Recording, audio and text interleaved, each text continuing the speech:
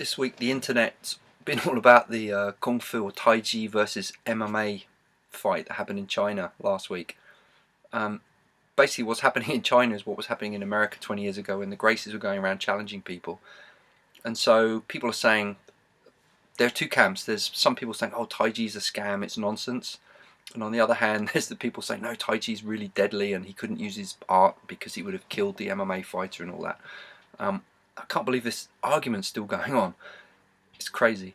So I just wanted to put my own thoughts about it and also show some clips of how I train my guys. So why I think maybe my opinion might be worth listening to is because I have trained people in Tai Chi up to kind of national level, national champions in push hands and forms.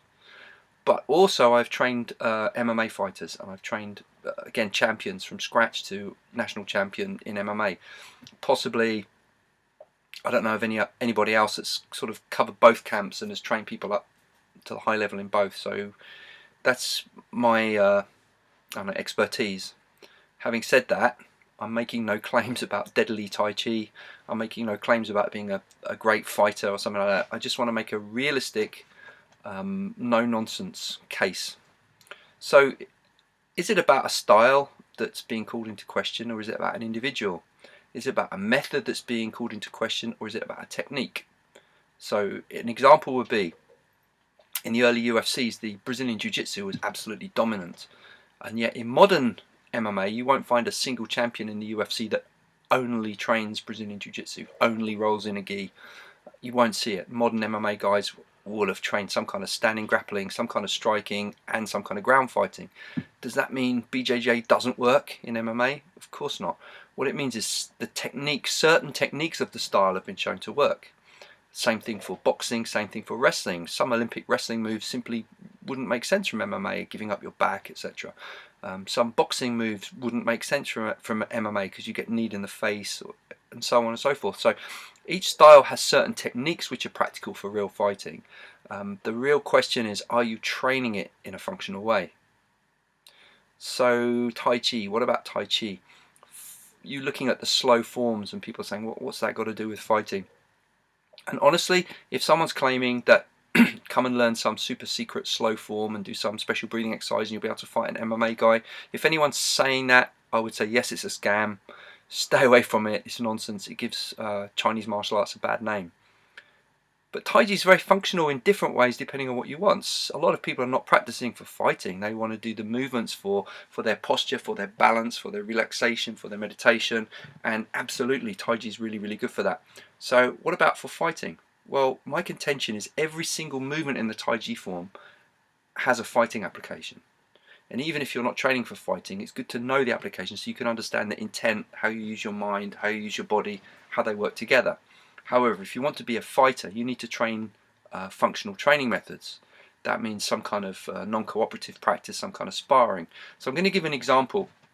And this movement I'm going to show you is purely because this was a movement I was teaching this week in Tai Chi. So I can take any movement from the Tai Chi form. So I'm just going to first of all show you me performing a Tai Chi movement as I would teach it to, say, a Tai Chi class of people that weren't interested in fighting. So let's take a look at that first.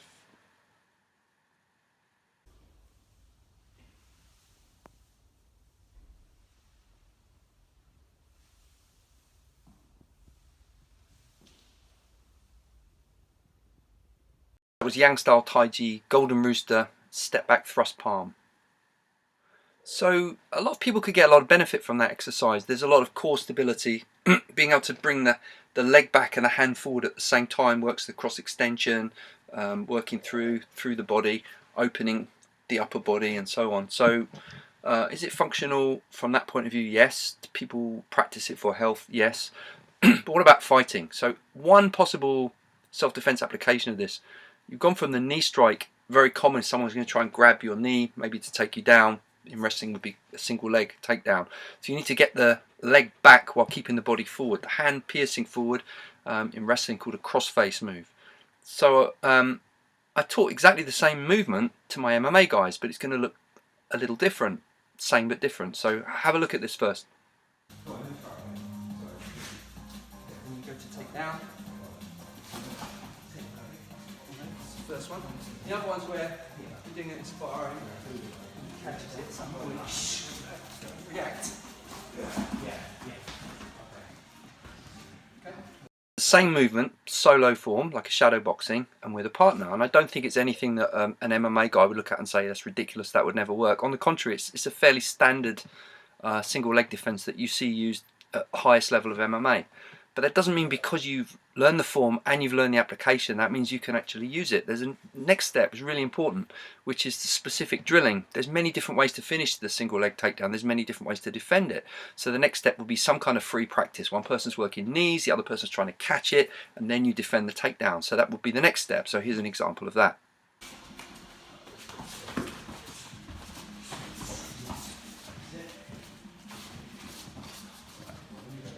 A bit more combative, right? And because there's resistance, because the other person's trying to stop your technique, it's not going to look quite so beautiful, it's not going to look so elegant. So at this point, Tai Chi people start saying, oh, that's not Tai Chi anymore. And so if you're trying to make the fight look like the form, I think you've missed the point. The form is teaching you a certain feeling, like in this case it's pressing the leg back, pushing the hip forward, driving the hand forward, and then you've got to find how to use that energy within the kind of chaos of the fight. So the next step is the all-important free fighting. If your training does not involve some kind of free sparring, then you're not training for self-defense. And if you're serious about fighting an MMA guy, you better be training with some contact sparring. I'm not saying everyone needs to do that. I'm just saying if you don't, you're going to lose to an MMA guy, just the same as the video, just the same as 1,000 other videos I've seen on YouTube. I don't think I'm saying anything terribly different, except to say Tai Chi is not magic, right? It has benefits other than fighting. Not everyone that does Tai Chi is interested in fighting. Most people that train Tai Chi can't fight. That's the truth.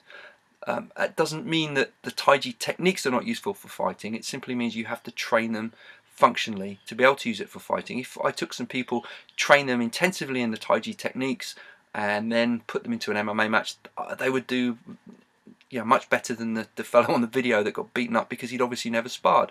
It didn't mean he was a fake. It didn't mean his Tai Chi was no good. He may have been really good at forms and really good at push hands.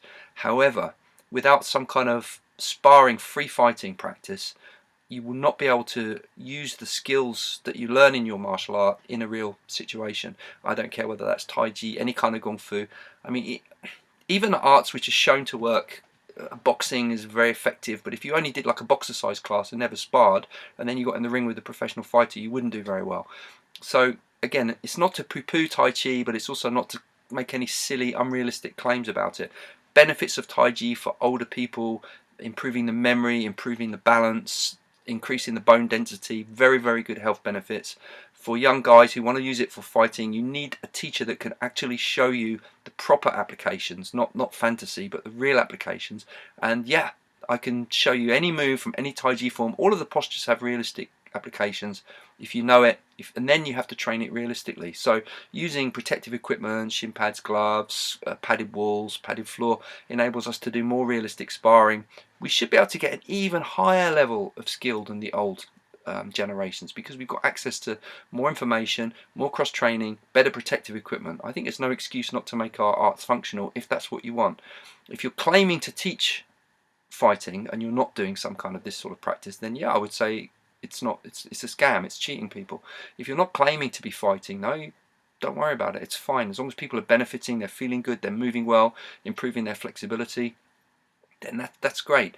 I just think probably in the long run these kind of challenges and fights would be a good thing, because they're going to weed out the nonsense, weed out the scam artists, and maybe what's left is a little bit more realistic and a bit more healthy.